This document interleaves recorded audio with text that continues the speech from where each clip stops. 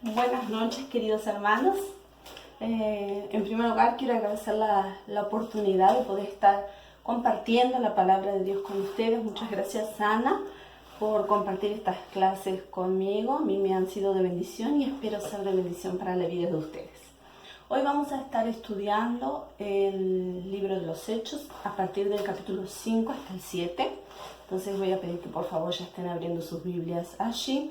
En cuanto hago una pequeña introducción sobre el libro de los Hechos, que según algunos estudiosos dicen que este libro se denomina como el comienzo formal de la era del Espíritu Santo en la vida de la Iglesia.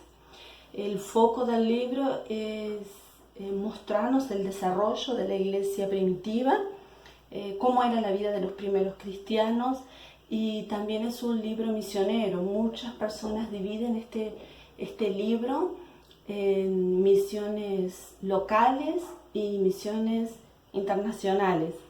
Y nosotros vamos a ver hoy, por medio de la vida de Ananías y de Zafira, y por medio de la vida de Esteban, algunos conceptos y algunos principios importantes para ser seguidos por todos aquellos que nos llamamos cristianos, pequeños cristos. Así que si ustedes ya abrieron su Biblia allí, yo quiero comenzar a leer el versículo 37 del capítulo, el versículo 36, perdón, del capítulo 4, que dice así: Entonces José, a quien los apóstoles pusieron por sobrenombre Bernabé, que traducido es hijo de la consolación, levita natural de Chipre, como tenía una heredad, la vendió y trajo el precio y lo puso a los pies de los apóstoles. Pero cierto hombre llamado Ananías, con Zafira su mujer, vendió su heredad y sustrajo del precio, sabiéndolo también su mujer, y trayendo solo una parte, lo puso a los pies de los apóstoles. Y dijo Pedro: Ananías, ¿por qué llenó Satanás tu corazón para que mintieses al Espíritu Santo y sustrajeses del precio de la heredad? Reteniéndola no se te quedaba a ti, y vendida no estaba en tu poder. ¿Por qué pusiste esto en tu corazón? No has mentido a los hombres, sino a Dios. Al oír Ananías estas palabras, cayó y expiró, y vino un gran temor sobre todos los que lo oyeron. Vamos a leer hasta ahí. El primer principio que yo quiero hablar, que encontramos en la historia de Ananías y de Zafira, es el principio de la unidad. Ananías y Zafira, vamos a recordar que era un matrimonio de los primeros convertidos, ¿no? Allí de la primera iglesia primitiva. Y la iglesia estaba viviendo un tiempo de crecimiento, ¿no es? Un tiempo de nuevos comienzos. Estaban formándose las bases de lo que hoy entendemos por iglesia. Y una de las bases que ellos tenían era unidad. En aquel entonces Israel vivía bajo la opresión del Imperio Romano, entonces ellos no eran libres, y la situación a veces podía ser escasa, apretada para algunos, y había muchas necesidades. Entonces los hermanos, ¿qué era lo que hacían? Vendían sus propiedades, compartían sus bienes, todo el mundo que tenía un poco más lo colocaba allí a los pies de los apóstoles para ellos administrarlo, y dice que no había ningún necesitado, ¿no? Todo el mundo tenía lo suficiente para vivir. Y era algo que pensemos beneficioso para la sociedad de la época. Imagínate que si te tornabas un cristiano, no ibas a pasar necesidad, ibas a tener la comida, ibas a tener una comunidad que te iba a estar dando soporte y apoyo. Solo que ser cristiano no era simplemente usufruir de ese beneficio, sino que ser cristiano tenía que ver con una actitud del corazón, que era ser benevolente, que era ser generoso. Y muchas personas contribuían, y vimos el ejemplo de Bernabé. Y aquí vemos que Ananías y Zafira vendieron su terreno, se quedaron con una parte y trajeron el resto a los apóstoles. ¿Está mal? No, no está mal. El terreno era de ellos, era una heredad, una herencia. Ellos podían compartir de aquella herencia el valor que ellos quisieran, ¿no es? Ahora hay una cosa que nosotros no sabemos respecto a las motivaciones. Existen dos tipos de motivaciones. Una motivación puede ser por entendimiento. Yo entiendo el principio de unidad que rige en mi comunidad, que todos estamos colaborando uno con los otros para no tener necesidad. O mi motivación puede ser la apariencia. Como todos dan, yo voy a dar para no quedar mal con el resto. Entonces, el primer principio que nos enseña la historia de Ananías y Zafira es ese principio de la unidad, es ese principio de la motivación correcta. Cuando hay una propuesta buena en la iglesia, cuando hay una oportunidad de ser solidario, como en este tiempo que estamos viviendo, colaboramos, contribuimos porque tenemos un corazón generoso, porque entendemos que es un mandamiento de Dios ayudar al prójimo, lo hacemos por obligación, lo hacemos por mantener una apariencia, lo hacemos por quedar bien con el grupo, con el resto. Son cosas importantes para evaluar. La segunda cosa, el segundo principio que aprendemos en esta historia es el principio de la muerte. ¿Cuál es ese principio? Todo pecado genera muerte. Es lo que dice Romanos 3:23. La paga del pecado es la muerte. ¿Cuál fue el pecado de Ananías y de Zafira? El pecado de ellos fue dejar que el diablo llenase su corazón. ¿Y cuáles son las obras de Satanás? Ahí primero nosotros vemos, ellos planearon el pecado, porque más adelante, si ustedes continúan leyendo la historia, dice que llegó la mujer, llegó Zafira, y Pedro le dijo, ¿vendiste por tanto tu heredad? Y ella dijo, sí. Y Pedro le dijo, ¿por qué te pusiste de acuerdo con tu marido en mentir? No le mentiste a los hombres, le mentiste a Dios. Y los dos murieron. Entonces, planear el pecado es tener maquinaciones perversas, tomar tiempo para pensar en hacer lo incorrecto. ¿Cuántas veces analicemos, no hemos tomado tiempo para pensar en hacer lo incorrecto? Yo voy a verme con aquella persona, yo sé que no está bien, yo sé que fulano no quiere, yo sé que me aconsejaron a no hacerlo, pero voy a buscar la vuelta para conseguirlo. Comprar aquello que mi marido no quería que comprase, o ir a tal lugar que mi esposa no quería que fuese, o detalles a veces que tenemos, cosas que hacemos, y no pensamos que estamos planeando en pecar. Y otro problema, otra obra del diablo que vemos en la vida de Ananías y de Zafira, repito, fue el engaño y la mentira. Hablar medias verdades, ocultar cosas, vender gato por liebre. A veces no decimos grandes mentiras, pero es como aquella canción de escuela dominical, pecado, pecadito, pecadón. Eso no. Para Dios no hay mentiras blancas, mentiras negras, mentiras grises. Mentira es mentira. Y el diablo es el padre de la mentira. Y después otra obra del diablo que operó en la vida de Ananías y Zafira, fue considerar a los otros como inferiores. Ellos menospreciaron el poder que había en los apóstoles, en sus hermanos. Ellos mintieron para todos y mintieron para Dios. Entonces a veces nosotros podemos menospreciar las actitudes de los otros, menospreciar las capacidades espirituales de otra persona, menospreciar las capacidades intelectuales, manuales, artísticas, o tal vez alguien ha menospreciado tus capacidades. Tal vez alguien se ha comportado como Ananías y Zafira, te ha mentido, te ha engañado, ha conspirado en tu contra, te ha menospreciado. Pero quiero decirte una cosa, acá lo que la Biblia nos enseña dice lo siguiente: no le mentiste a los hombres, no engañaste a los hombres, fue a Dios. Y estamos hablando de personas que pertenecían a la comunidad cristiana, no estamos hablando de personas inconversas. Entonces, como cristianos siempre debemos observarnos, siempre debemos analizarnos. ¿Hay alguna obra de Satanás que quiere tomar lugar en nuestras vidas? Es importante desecharla. Y otra obra de Satanás que entró en el corazón de ellos fue la mezquindad. ¿Qué es ser mezquino? es lo opuesto a ser generoso. Si Pedro no hubiese parado con esto desde un principio, no hubiese confrontado este mal desde un principio, la iglesia que estaba creciendo podría morir en los engaños de Satanás. Entonces Pedro necesitaba confrontar el pecado y enseñar este principio. Todo pecado genera muerte. Existe una consecuencia para el pecado. Pero también nosotros vemos un tercer punto, un tercer principio, que es el principio de la gracia. Y el pueblo de Dios vive bajo la gracia de Dios. Mas la gracia no invalida el juicio. Guarda esto. La gracia no invalida el juicio. El hecho de vivir en tiempos de gracia no quiere decir que Dios dejó de ser justo. Dios es el mismo Dios ayer, hoy y para siempre.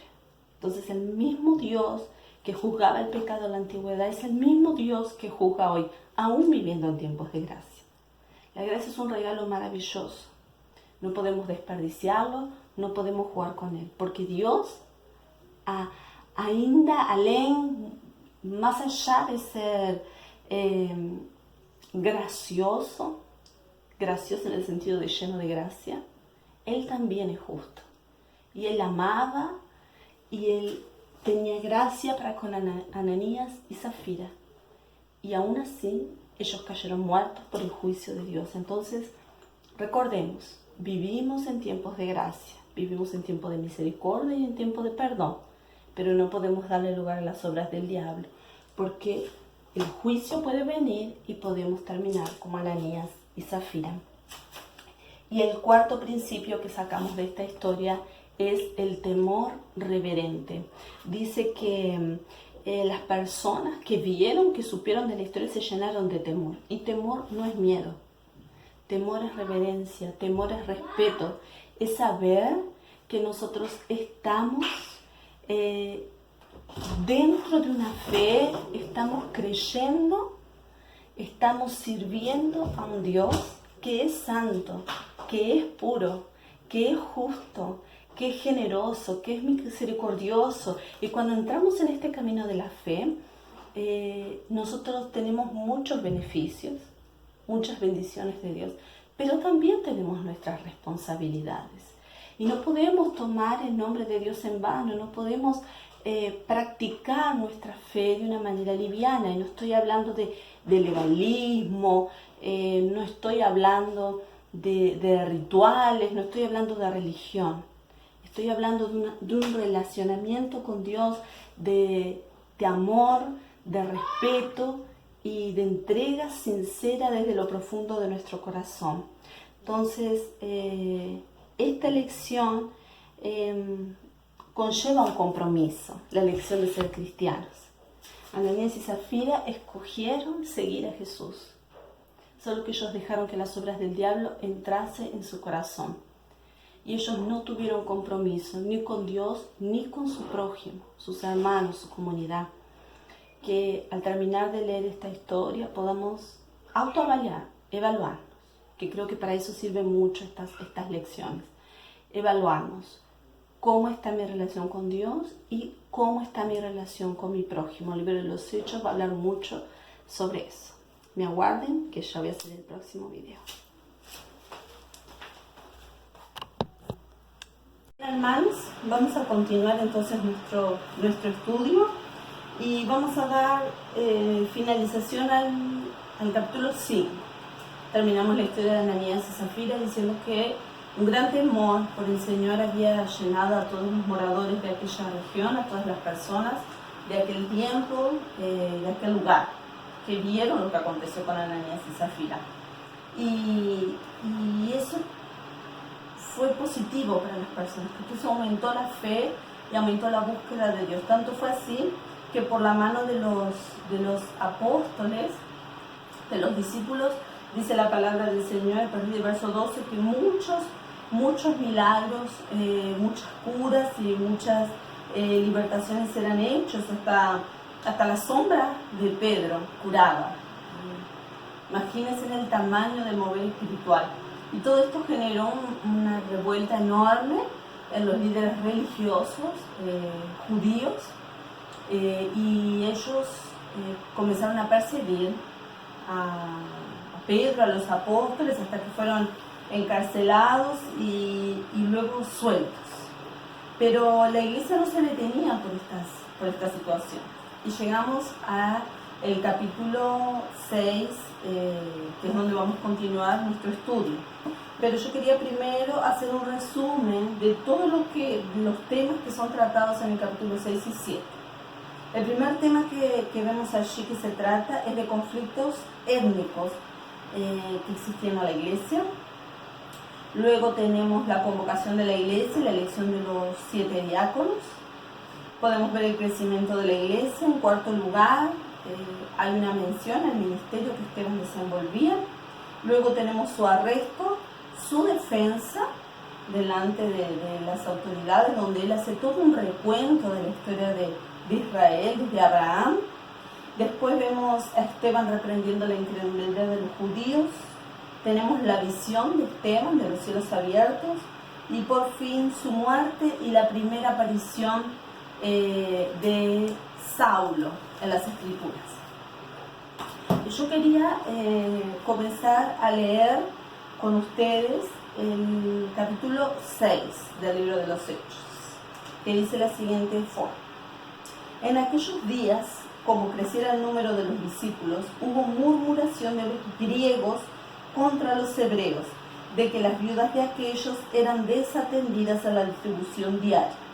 Entonces los 12 convocaron a la multitud de los discípulos y dijeron: no es justo que nosotros dejemos la palabra de Dios para servir a las mesas. Buscad pues, hermanos de entre vosotros, a 7 varones de buen testimonio, llenos del Espíritu Santo y de sabiduría, a quienes encarguemos de este trabajo. Y nosotros persistiremos en la oración y en el ministerio de la palabra. Agradó la propuesta a toda la multitud, y eligieron a Esteban, varón lleno de fe y del Espíritu Santo, a Felipe, a Prócoro, a Nicanor, a Timón, a Parmenas y a Nicolás, prosélito de Antioquía, a los cuales presentaron ante los apóstoles, quienes orando les impusieron las manos. Y crecía la palabra del Señor, y el número de los discípulos se multiplicaba grandemente en Jerusalén. También muchos de los sacerdotes obedecían la fe. Y Esteban, lleno de gracia y de poder, hacía grandes prodigios y señales entre el pueblo. Entonces se levantaron unos de la sinagoga llamada de los libertos y de los de Cirene, de Alejandría, de Cilicia y de Asia, disputando con Esteban. Pero no podían resistir a la sabiduría y al espíritu con que hablaba. Entonces sobornaron a unos para que dijesen que le habían oído hablar palabras blasfemas contra Moisés y contra Dios, y soliviantaron al pueblo, a los ancianos y a los escribas, y arremetiendo le arrebataron y le trajeron al concilio. Y ahí continúa hablando la historia de Esteban, que es lo que vamos a ver a seguir. Pero para estudiar este personaje de la Biblia, este gran líder de la Biblia, yo dividí la vida de él en cuatro aspectos. Tenemos el aspecto intelectual, el aspecto espiritual, el aspecto social y el aspecto relacional en la vida de Esteban. Así que vamos a comenzar. Yo quiero comenzar por el aspecto espiritual, donde vemos esas características de la vida de Esteban. Anda por favor conmigo allí al versículo 3. Dice que debían de buscar 7 varones de buen testimonio, llenos del Espíritu Santo y de sabiduría. Y dice que en el 5 dice que escogieron a Esteban, que era un varón lleno de fe. Entonces, ¿cuáles eran las características espirituales de la vida de este líder? De la vida de este hombre que no iba a ejercer un rol de autoridad como el que nosotros hoy podemos conocer. Él no era un apóstol, él era un diácono, alguien que servía las mesas. A veces nosotros, para que alguien sirva las mesas en un evento de la iglesia o en una actividad, o quede de portero, a veces no tenemos las exigencias que la iglesia primitiva tenía, pero para ellos cada trabajo, cada servicio hecho para Dios era algo valioso, era una gran responsabilidad, era una tarea espiritual. Por lo tanto, requería de hombres espirituales para realizarla. Y vemos en Esteban un hombre lleno del Espíritu Santo. Dice que él era un hombre de fe. Y si usted va conmigo, allí en el versículo 55, vamos a ver el grado de intimidad que Esteban tenía con Dios. El capítulo 7, verso 55, capítulo 7, verso 55 dice: pero Esteban, lleno del Espíritu Santo, puestos los ojos en el cielo, vio la gloria de Dios y a Jesús que estaba a la diestra de Dios, y dijo: he aquí, veo los cielos abiertos y al Hijo del Hombre que está a la diestra de Dios. Imaginen el tamaño del relacionamiento que Dios tenía, que Esteban tenía con Dios. La profundidad espiritual, la intimidad que él tenía con Dios, de Dios abrir el cielo para que él pudiese verlo, para que él pudiese ver a Jesús sentado a su diestra. Eso me hace pensar, yo soy una líder que estoy en este nivel de llenura, que estoy en ese nivel de intimidad. También vemos en Esteban un ser sacrificial. Cuando él fue arrestado y llevado delante del concilio, de las autoridades, él fue por una acusación falsa, igual que Jesús, igual la misma acusación que Jesús. Estás blasfemando contra Dios, estás blasfemando contra Moisés, estás yendo en contra de la ley. Y Esteban tuvo su oportunidad de defenderse, y él podía haber dicho: no, es mentira. Pero él no dijo eso, él empezó a predicar y a predicar desde Abraham hasta Cristo. Y ahí él no se importó con ser muerto. Tanto fue así que en el capítulo 7, en el verso 59, dice que en cuanto apedreaban a Esteban, que esa fue la manera en que él murió, apedreado, dice que él le dijo al Señor: Señor, recibe mi espíritu. Él no estaba pidiendo para Dios librarlo de ese momento, no estaba pidiendo para que el fuego descendiese del cielo, no. Él se estaba entregando por una causa, por aquello que él creía que era la verdad. Entonces vemos en este líder, en este obrero, una persona llena del Espíritu Santo, que tenía intimidad con Dios, que tenía un espíritu sacrificial y era una persona de fe. Y ahora podemos pensar así: bueno, yo también soy así. No es, también hablo lenguas, también soy una persona de oración, de búsqueda, pero no es simplemente tener nuestra vida espiritual llena, a full. Esteban también tenía una vida intelectual saludable. Vemos que él era sabio, porque cuando ellos hacen la elección dicen que tenían que ser hombres sabios. Y también vemos que cuando él discutía con otros profesores de la ley, dice que nadie podía resistir a la sabiduría de Esteban. ¿Eso qué quiere decir? Que él tenía conocimiento de la Sagrada. Como dijimos, Esteban era un hombre lleno de sabiduría, lleno de conocimiento de las Escrituras, y que era capaz de discursar, de hablar, de exponer las verdades del Evangelio frente a personas educadas de un nivel intelectual, de un nivel educacional alto, superior. Entonces, cuando miro para mí, yo como un candidato a servir al Señor, porque si tú estás estudiando es porque querés prepararte para servir al Señor, amén.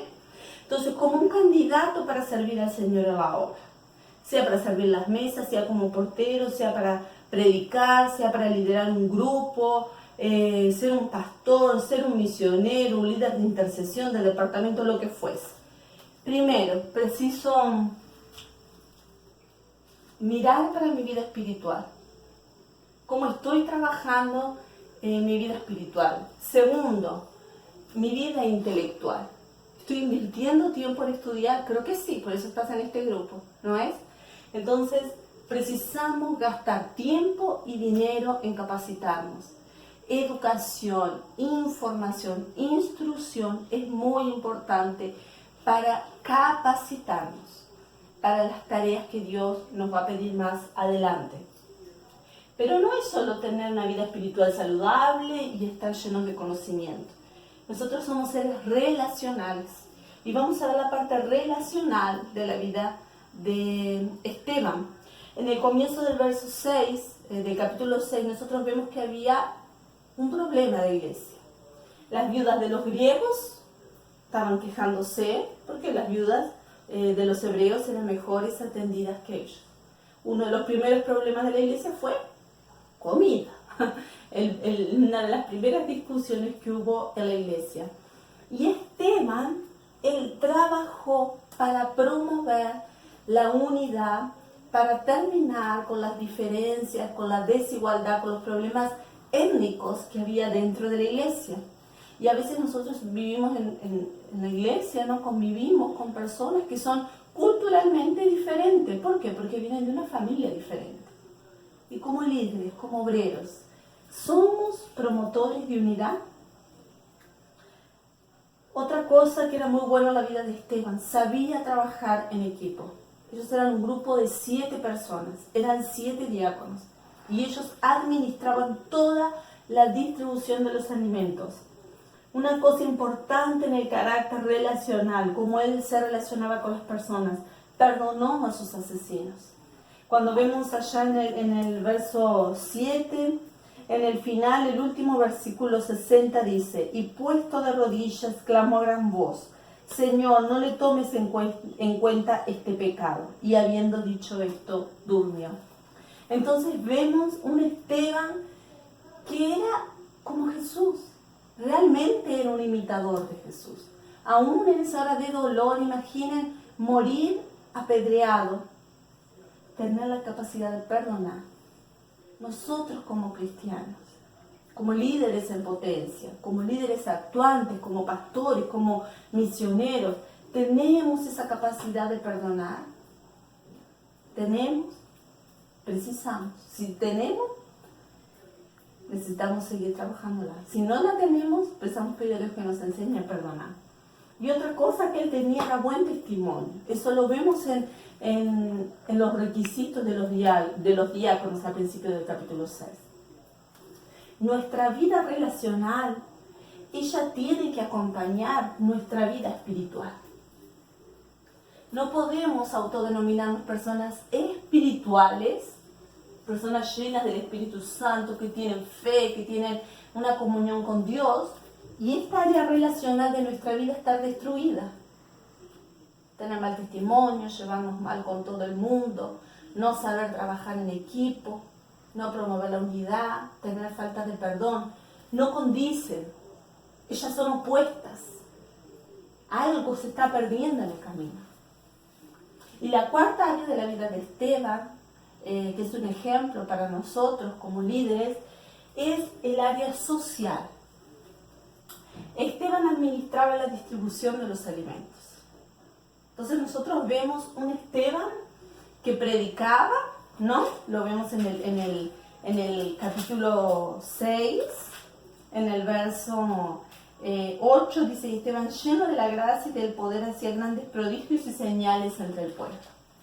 Pero vemos a un hombre que se dedicaba a la tarea social con la función que él tenía dentro de la iglesia. En la iglesia hace falta un departamento que trabaje en el área social, que trabaje con la comunidad, con los vecinos, con el barrio, con la ciudad. La iglesia primitiva tenía muy claro eso. Ellos se juntaban para aprender de la palabra, para orar, para tener comunión. Mas ellos atendían las necesidades básicas de las personas, como era el alimento. Como dijimos en un principio, combatió la desigualdad. Porque sabemos que en la iglesia a veces hay situaciones que pueden generar desigualdad. Porque unos son mejores tratados que otros. Porque aquel recibe más visitas que yo. Ay, porque aquella persona es más próximo de los pastores que yo. Ay, porque los líderes siempre le dan lugar a aquellos otros. Y sentimos y vemos cierta desigualdad en nuestros grupos muchas veces. Pero como líderes precisamos combatir esa desigualdad, tratar a las personas como iguales, amar a las personas por igual. No importa de dónde, es importantísimo tratar a las personas por igual, independientemente de donde ella venga, nacionalidad, raza, sexo, somos todos iguales y precisamos como líderes amar y mirar para el otro con la misma mirada compasiva que Jesús tuvo para con nosotros. Y otra cosa que yo coloqué aquí en el área social es que él era un evangelista. La tarea de evangelizar, de predicar la palabra, de orar por los enfermos, de libertar a los oprimidos, reprender a los demonios, esa tarea transforma la vida de las personas, transforma las familias. Imagínense una persona oprimida que es liberada. Imagínense una familia destruyendo que por medio de un evangelismo, de una visita, de una predicación, conoce al Señor, se convierte. Hay transformación social, hay transformación espiritual. Si somos líderes en potencia, si somos líderes actuantes, futuros líderes, si ya estamos al frente o si estamos anhelando llegar a ese punto, si estamos recién comenzando, no sé en qué estación de tu vida estás, en qué momento de tu vida estás. Pero Esteban nos da enseñanzas poderosas en dos capítulos. En dos capítulos. Aprendemos muchas cosas, no solo con él, sino con los líderes de su época. Cuando los líderes tuvieron un problema dentro de la iglesia, se juntaron, la iglesia toda apoyó la decisión de escoger diáconos, la iglesia escogió diáconos dentro de ciertos requisitos, personas que cumpliesen con esas características, y las personas que ejercieron que aceptaron ese desafío, esa responsabilidad de ser diáconos, eran personas que trabajaron estas 4 áreas de su vida. Entonces, para recordar, queda como tarea para pensar.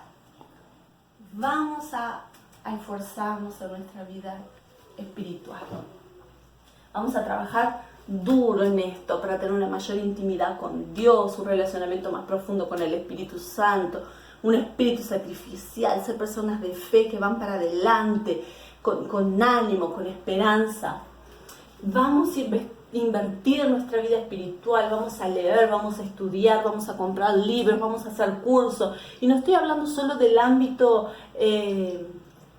espiritual, estudiar solo la Biblia, sino que además de la Biblia, hacer cursos, prepararnos, ir a la facultad, ser personas capacitadas para alcanzar todas las esferas de nuestro país, llegar desde los pobres más pobres hasta los ricos más ricos con el Evangelio. Vamos a cuidar de nuestros relacionamientos, para tener relacionamientos saludables, para ser personas que inspiren a otras personas. Y vamos a hacer la diferencia en nuestra sociedad. Vamos a hacer la diferencia como iglesia en nuestra sociedad. Estos son los ejemplos que Esteban nos da. Y estos son los consejos que la palabra de Dios nos está dando en estos 2 capítulos.